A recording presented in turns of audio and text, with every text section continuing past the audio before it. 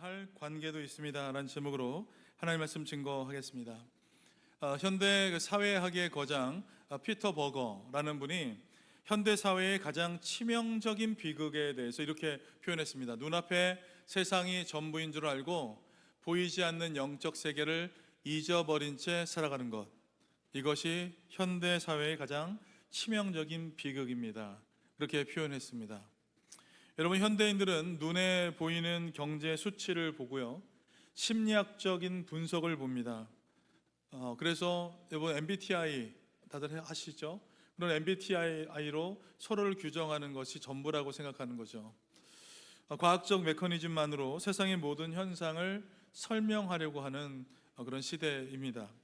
그래서 미국 속담에는 이런 표현이 있어요. Seeing is believing.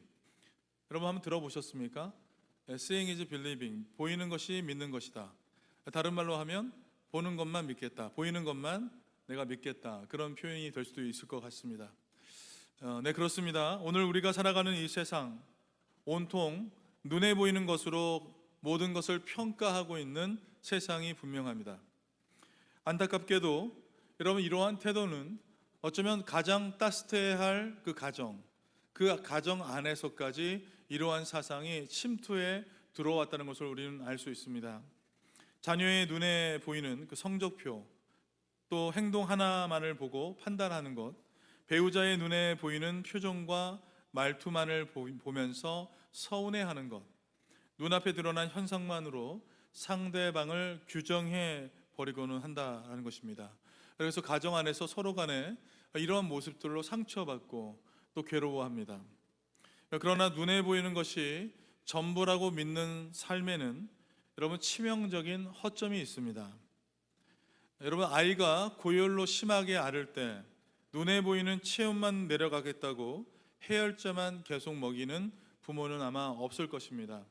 열이 왜 나는지, 몸속 깊은 곳에 침투한 이 보이지 않는 이 바이러스가 있다는 것을 우리는 너무나 잘 알고 있기 때문입니다.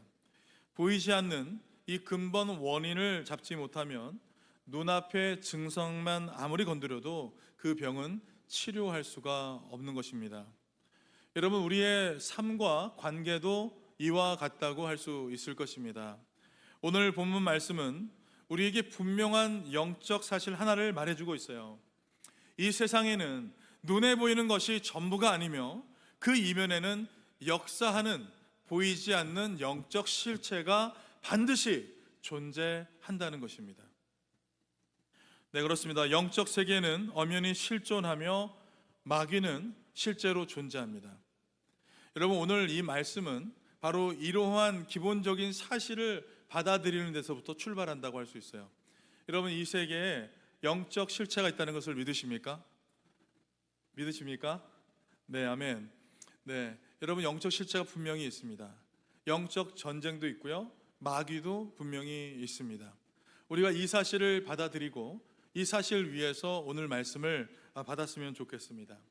사도 바울은 에베소서 5장 후반절부터 거듭난 신자가 삶의 현장에서 맺어야 할 새로운 관계에 대해서 계속해서 얘기해 주었습니다. 우리 여러분 기억하다시피 첫째는 무엇입니까? 부부 사이예요. 남편과 아내가 서로를 섬기는 부부관계, 그거에 대해서 얘기를 해줬고, 6장에 들어와서 사도 바울은 부모와 자녀를 주 안에서 양육하고 자녀가 순종하는 부모와 자녀 관계에 대해서 말을 해 주었습니다. 그리고 지난 시간에 우리는 일터에서 서로를 존중하며 진실하게 섬기는 주인과 종의 관계에 대해서 함께 살펴보았습니다.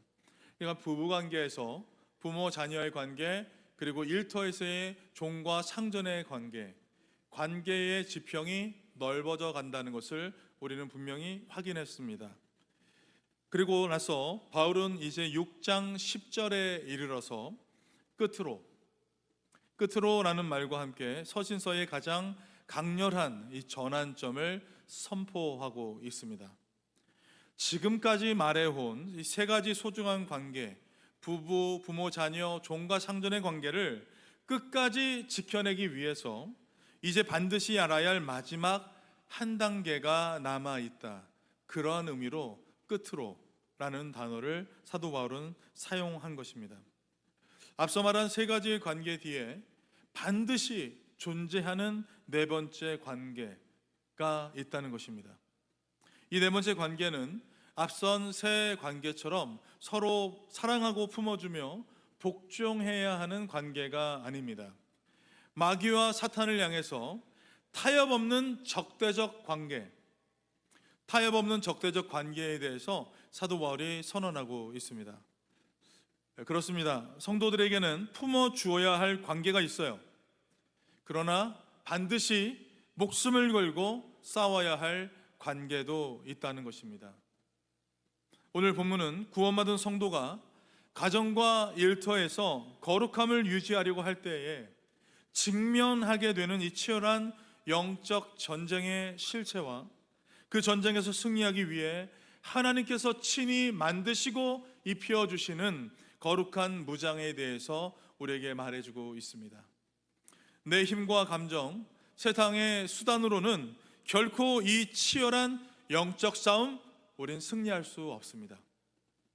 오늘 사모되는 이 말씀 통해 보이지 않는 대적의 교묘한 관계를 똑똑히 우리가 파악하고 하나님께서 친히 입혀주시는 거룩한 전신갑주로 무장하는 우리 모두 되길 간절히 소망합니다. 그래서 우리의 가정과 일터가 여러분 사탄의 놀이터가 아니라 하나님의 거룩한 통치 구역이 되고 어떤 유혹과 힘든 속에서도 승리하신 우리 주님의 능력 안에서 견고히 서 나가는 우리 가정 되시길 예수님의 이름으로 간절히 축복합니다. 아멘. 먼저 첫 번째는 10절과 12절 말씀에 잘못된 상대와 싸우는 비극입니다. 오늘날 우리가 삶에서 경험하는 수많은 싸움들이 있죠. 정말 너무나 많은 싸움들이 있는데 그 갈등과 수많은 싸움 속에서 가장 슬픈 비극, 이것이 무엇인지 아십니까? 싸움에서 지는 것이 아닙니다.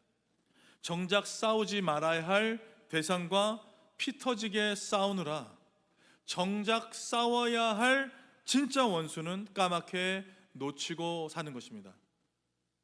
가정에서 부부가 서로에게 상처를 입히고요, 부모와 자녀가 혈기와 분노를 일으키고 직장에서 사람과 사이에 시기와 징후가 불러 일어나는 것입니다.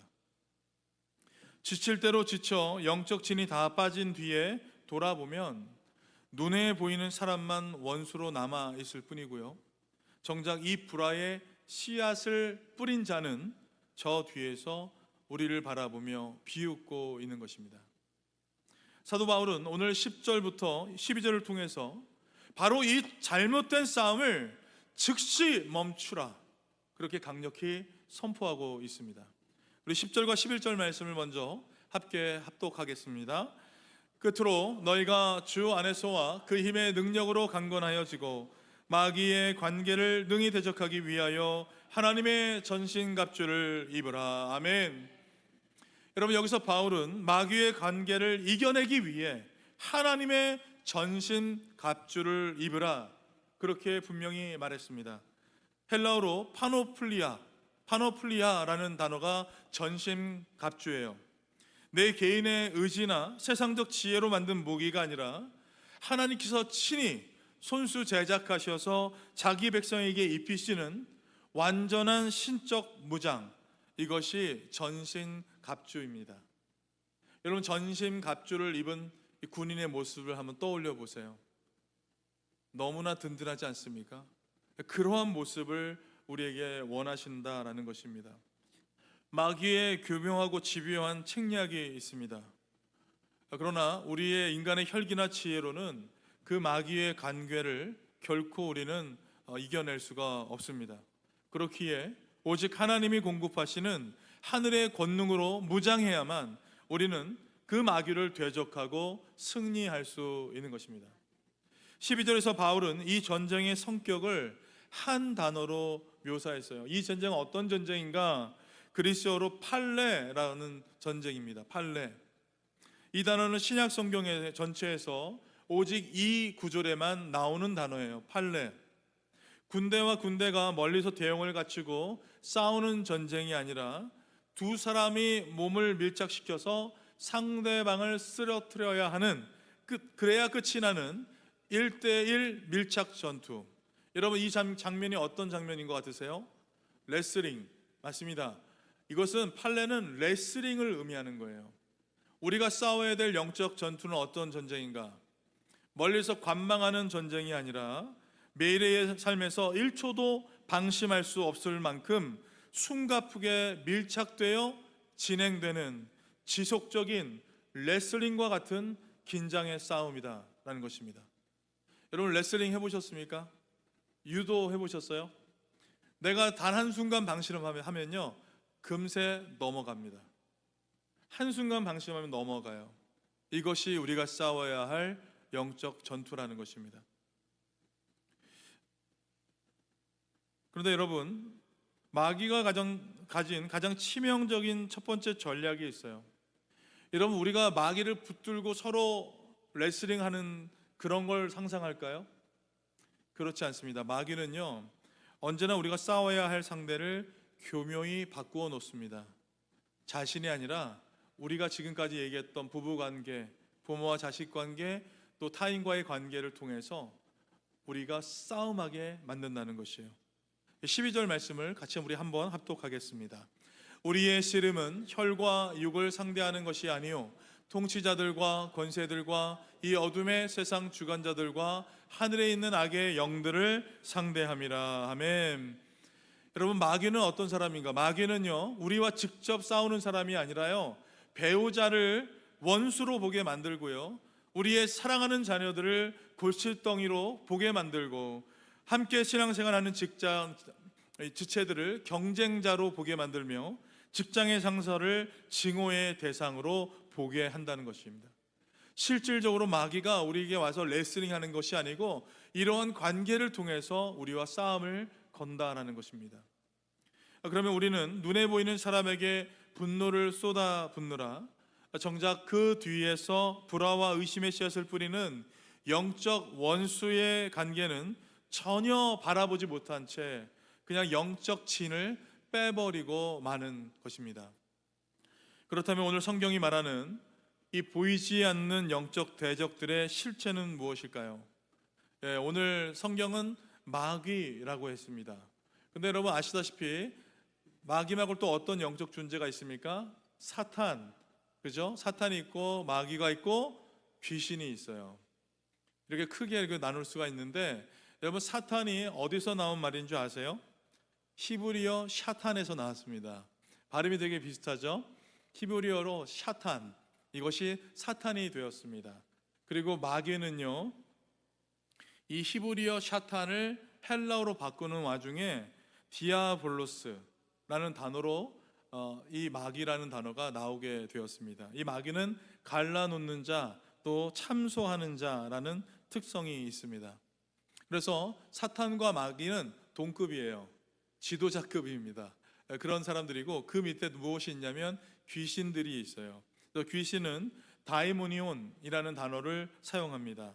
사탄이나 마귀의 쥐 아래 움직이는 타락한 악한 영들의 무리, 이들이 귀신입니다.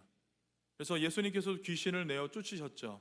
그런 장면이 지금 뒤에 그림에 나오는데, 삶의 현장에서 사람들의 마음을 집어삼키고 중독과 두려움, 질병과 영적 혼란을 일으켜서 실제로 악을 집행하는 세력들이 바로 이 귀신의 세력들입니다. 이 영적 원수들은 교활해서 결코 자신의 정체를 쉽게 드러내지 않습니다. 때로는 광명의 천사처럼 우리에게 다가오고요, 때로는 우리의 자신의 생각인 것처럼 우회적으로 접근해서 우리에게 들어옵니다. 특별히 성경은 귀신이나 사탄에 대해서 말하지 않았고요, 마귀의 관계를 대적하라라고 언급했어요. 부부관계, 부모 자녀 관계, 그리고 종과 상전의 관계를 갈라놓는 자가 누구라고요? 마귀라는 것입니다. 그 마귀를 대적하라라는 것이에요. 이 일을 위해서 우리는 목숨을 걸고 기도해야 할 것입니다. 단 한순간만 여러분 망설이면 어떻게 돼요? 그 레슬링 경기에서 금방 우리는 지고 말기 때문입니다.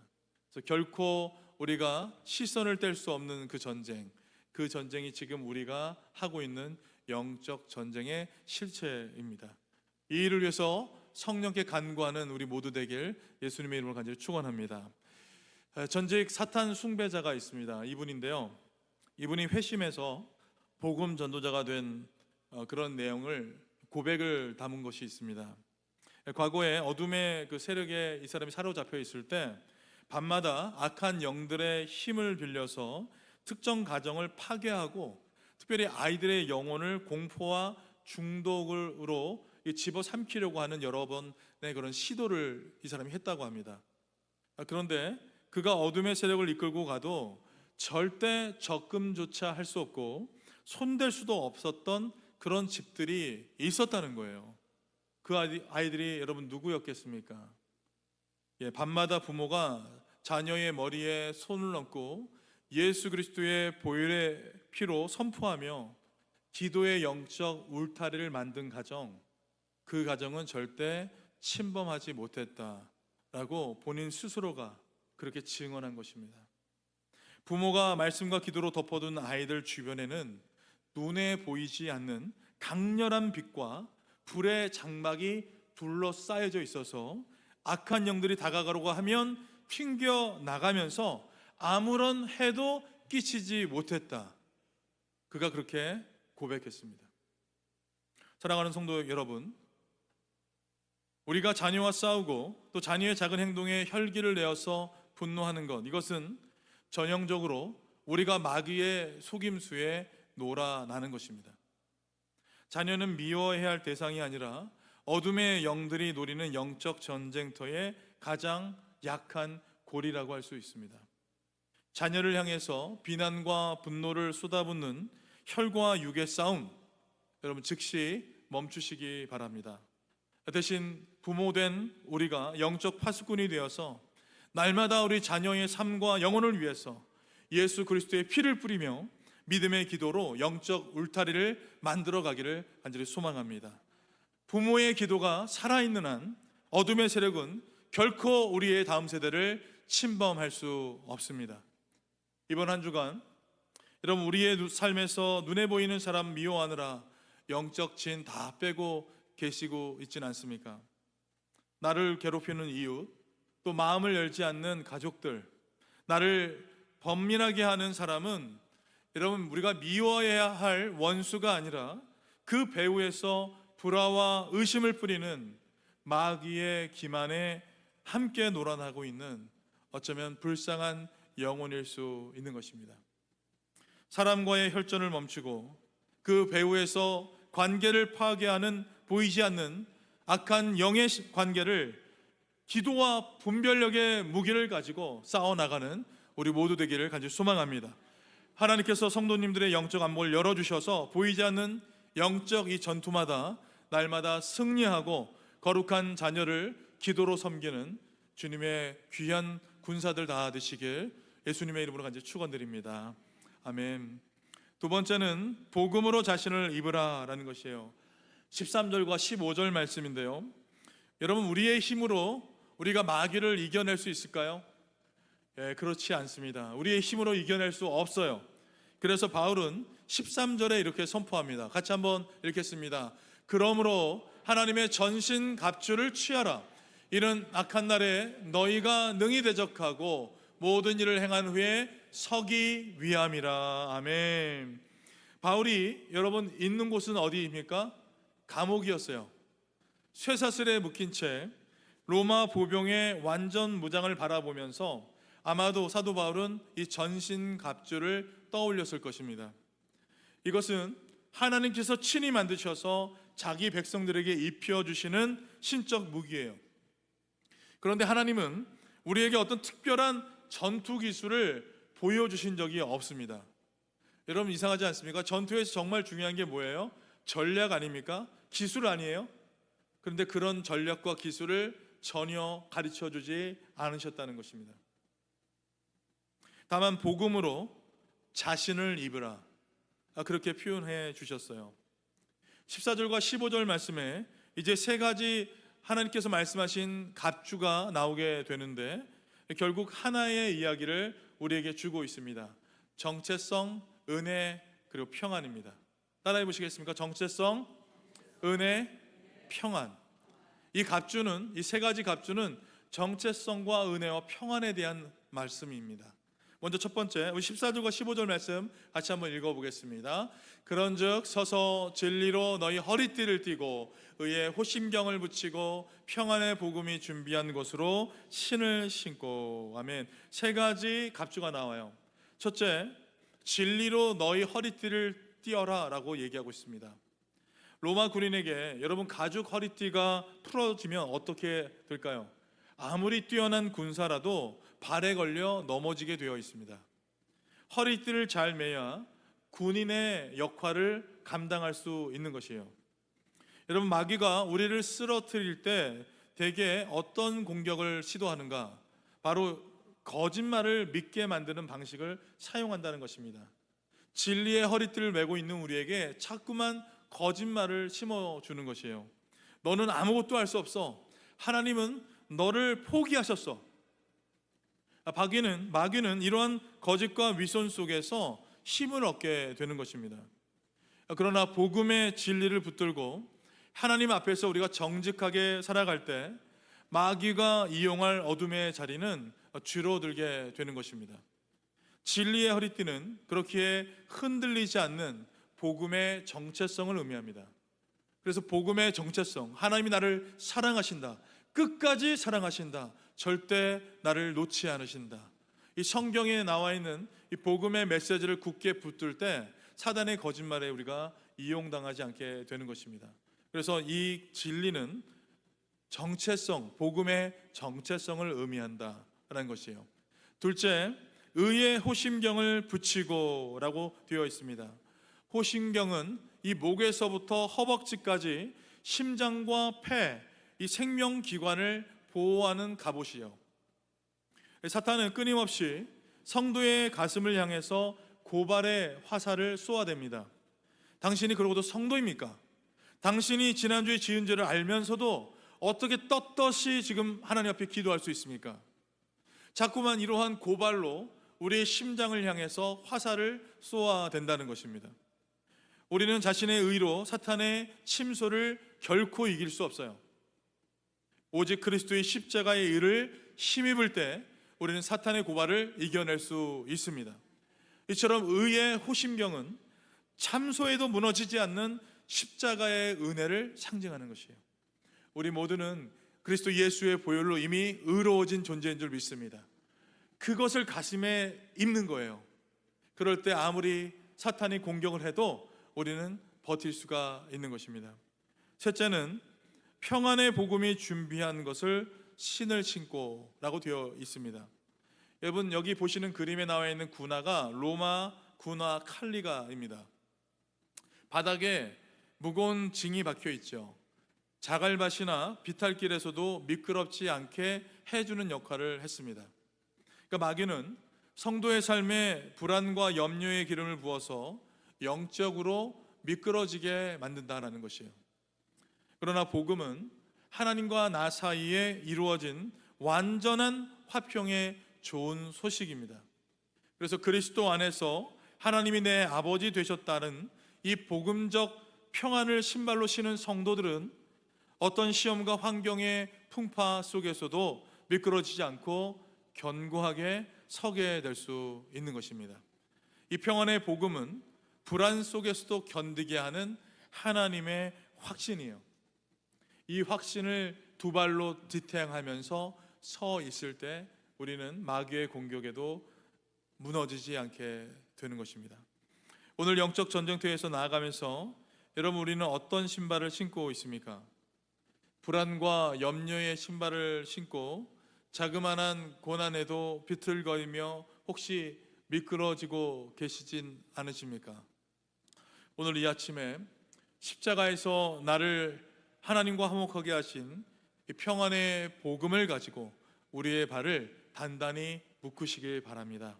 주 안에서 자기 의를 내려놓고 그리스도의 의와 평안의 복음으로 단단히 무장한 우리 모두의 삶의 자리에 하늘의 평강이 강물처럼 넘쳐나게 될 줄 믿습니다. 마지막 우리 세 번째는 서서 이기라 라는 말씀이에요. 16절과 17절 말씀인데요. 여러분, 오늘 본문에서 계속해서 강조하고 있는 단어가 있습니다. 뭐냐면 능히 대적하고 withstand이라고 되어 있죠.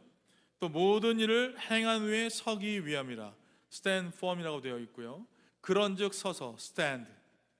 이 stand라는 단어가 계속해서 반복해서 나온다는 것을 우리는 알 수 있습니다. 그러니까 오늘 말씀의 무게 중심은 화려하게 이 적을 쓰러뜨리는 이 호쾌함에 있는 것이 아니라는 것이에요. 오늘 말씀의 가장 큰 중심은 마귀의 그 공격 앞에서도 믿음을 버리지 않고 그 자리에 끝까지 stand, 서 있는 것. 이것이 오늘 하나님께서 우리에게 주시는 말씀의 핵심입니다. 그렇다면 마귀는 끊임없이 하나님의 백성으로 서 있으려고 하는 우리를 무너뜨리기 위해서 어떠한 공격을 가할까요? 그리고 우리는 어떻게 그 치열한 포화 속에서 밀려나지 않고 우리의 자리를 지켜낼 수 있는 것입니까? 사도 바울은 16절에서 그 첫 번째 무기와 방어책을 우리에게 말해주고 있습니다. 같이 한번 읽어보겠습니다. 모든 것 위에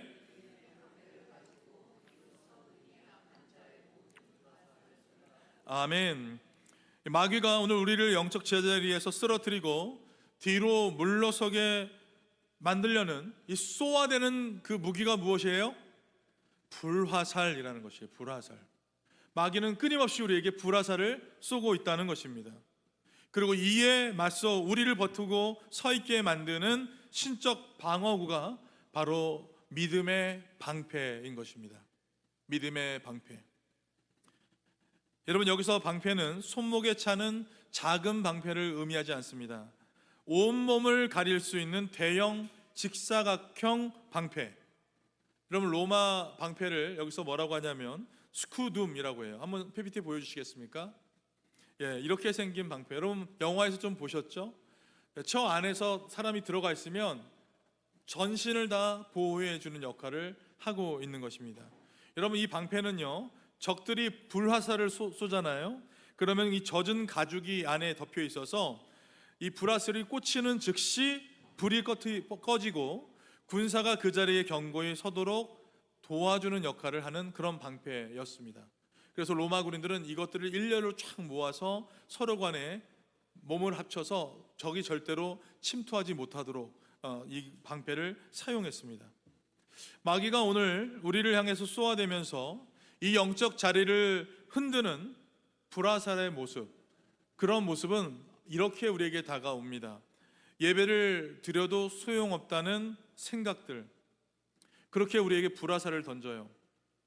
기도해도 달라지지 않는다는 낙심의 불화살을 던지고, 부부가 서로를 적으로 보게 되는 오해, 자녀를 믿음이 아니라 분노로 다루게 되는 조급함, 섬기고도 인정받지 못했다는 서운함, 작은 상처를 반복해서 곱씹게 만드는 집착, 이러한 화살들로 마귀는 계속해서 우리를 향해서 불화살을 날린다는 것입니다.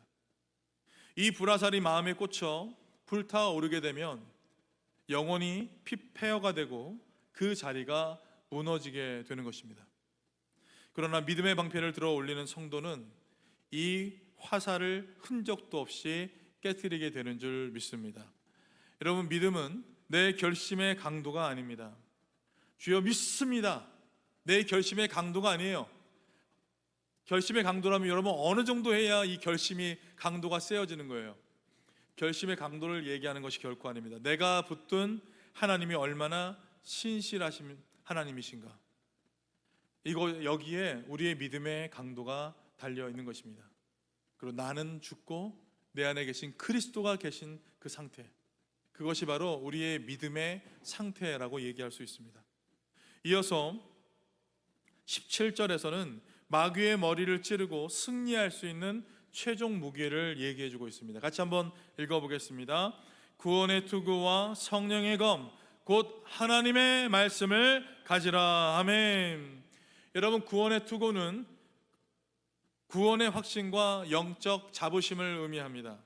머리에 투구를 쓴 군사만이 죽음의 두려움을 털어내고 우리의 생각을 지키며 당당히 전투의 현장에 설 수 있게 되는 것이죠. 그리고 우리에게 유일한 공격무기 무엇입니까? 성령의 검, 곧 하나님의 말씀입니다. 이것을 우리 하나님께서 우리에게 주신 줄 믿습니다. 여기서 검은 이 길고 무거운 장검을 얘기하는 것이 아닙니다. 가까이 다가온 적의 허점을 찌르는 단검, 마카이라라는 단어예요. 여러분, 아까 우리가 영적 싸움이 레슬링과 같다고 했죠. 가까이 다가오는 적을 쓰러뜨리기 위해 이 마카이라, 단검이 우리에게 필요한 것입니다. 여기서 말씀은 시험의 순간 실제로 붙들고 선포할 수 있는 구체적인 하나님의 말씀, 레마의 말씀을 의미합니다. 우리 삶에 말씀이 들어오잖아요. 지금도 이런 말씀이 들어오죠. 이것이 내 마음 가운데 깊이 들어와서 한 번 더 생각하게 되고 묵상하게 된 그 말씀, 그래서 내 안에서 살아 움직이는 말씀이 바로 레마의 말씀입니다. 그 레마의 말씀이 있을 때 이것이 우리의 단검이 된다는 것이에요. 예수님께서 광야에서 마귀에게 시험을 받으실 때 막연히 물리치신 것이 아니었습니다. 유혹의 순간마다 구체적으로 말씀으로 마귀를 대적하셨어요. 기록되었을 때 사람이 떡으로만 살 것이 아니요 하나님의 입으로부터 나오는 모든 말씀으로 살 것이라, 그렇게 마귀를 쫓아내셨습니다. 말씀을 선포한다는 것은 여러분 내 감정보다 하나님의 말씀을 더 참된 현실로 받아들이는 것이에요. 그러니까 여러분, 말씀, 이 단검을 사용하는 방법이 무엇일까요? 선포예요.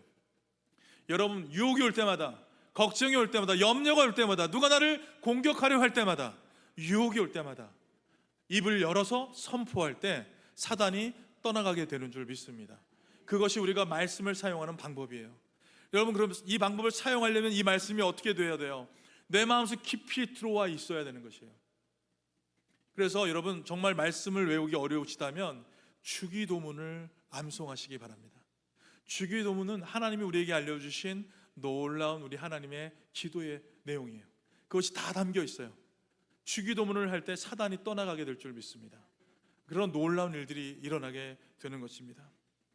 여러분, 지금 우리의 삶을 집어삼키려고 하는 사탄의 불화살은 무엇입니까? 내 감정과 혈기로 그분을 끄려 하지 마시고 하나님의 신실하심을 붙드는 믿음의 방패를 들어 올리시기 바랍니다. 그리고 유혹의 순간이 찾아올 때에 우리가 평소 묵상하고 암송했던 약속의 말씀을 입술을 통해서 담대히 선포하시기 바랍니다. 주는 나의 산성이시요 나의 요새시라. 내게 능력 주시는 자 안에서 내가 모든 것을 할 수 있느니라. 여러분, 이러한 약속의 말씀을 선포할 때 놀라운 사단의 역사가 떠나가게 될 줄 믿습니다. 하나님의 말씀을 내 영혼의 단검으로 날카롭게 재련해서 마귀의 어떠한 유혹도 능히 잘라내고 승리하는 우리 성도님들 다 되시길 주님의 이름으로 간절히 축원합니다. 말씀을 맺겠습니다. 구약과 신약의 신학적 통찰을 다룬 구약학자 마이크 하이저, 이 박사가 보이지 않는 세계라는 책을 썼습니다. 이렇게 제가 읽었던 책인데, 보이지 않는 세계. 여러분, 이 책에서 고린도전서 2장 8절 말씀을 소개하고 있어요. 이 세상의 통치자들이 알았더라면, 이 세상의 통치자들이 알았더라면 영광의 주를 십자가에 못 박지 아니하였으리라. 이 말을 언급하면서 십자가의 비밀을 그가 풀어냈습니다. 마귀와 어둠의 영들은 예수 그리스도를 십자가에 못 박아 죽일 때 자신들이 완벽하게 승리했다라고 환호했습니다. 그러나 십자가는 사탄과 악한 영들을 깨트린 하나님의 완벽한 거룩한 매복이었습니다. 그렇게 해석했어요. 십자가는 우리 하나님께서 사탄을 깨부수기 위해서 매복하신 것입니다. 마귀가 승리의 찬가를 부르던 그 순간, 십자가는 마귀의 정수리를 깨트리고 죽음의 권세를 무력화하는 하나님의 궁극적인 승리의 현장이 된 것입니다. 여러분, 믿으십니까? 마귀는 자신들이 이겼다고 생각한 그 순간 완벽히 패배한 것입니다. 사랑하는 성도 여러분, 그렇기에 성도가 치르는 이 영적 전쟁, 이것은 우리가 승리를 얻기 위해서 불안에 떨며 싸우는 전쟁이 결코 아닙니다. 십자가에서 이미 판가름 난 완벽한 승리를 확인하면서 우리 삶 가운데 서 있는 싸움인 줄 믿습니다. 마귀는 여전히 우리에게 다가와 당신은 매번 넘어지지 않습니까? 하나님은 당신을 버리셨습니다. 사람과 싸워야 승리할 수 있습니다. 그렇게 거짓을 우리에게 계속 말하고 있습니다. 그러나 그때마다 사랑하는 성도 여러분, 십자가를 바라보시기 바랍니다. 이미 꺾여버린 대적의 거짓말에 속아 넘어가지 마시기 바래요. 사람과 싸우지 말고 마귀를 대적하라. 내 힘으로 싸우지 말고 내가 주는 갑옷을 입어라. 도망치지 말고 이미 승리한 그 자리에 굳건히 서 있으라. 이번 한 주도 넘어지지 않는 것만이 승리의 전부가 아닙니다. 넘어졌어도 십자가의 승리를 붙들고 다시 일어서는 것이 승리입니다. 두려워도 예배의 자리를 지키는 것이 승리이고, 사람을 미워하는 대신 배후의 영적 세력을 향해 기도의 무기를 드는 것 역시 승리이며, 자녀를 향해서 혈기를 내는 대신 자녀의 머리에 손을 얹고 예수 그리스도의 보혈로 선포하는 것 역시 승리라는 것을 믿으시기 바랍니다.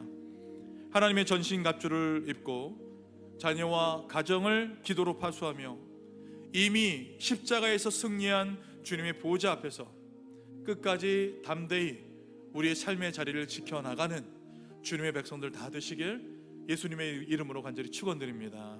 아멘. 기도하겠습니다.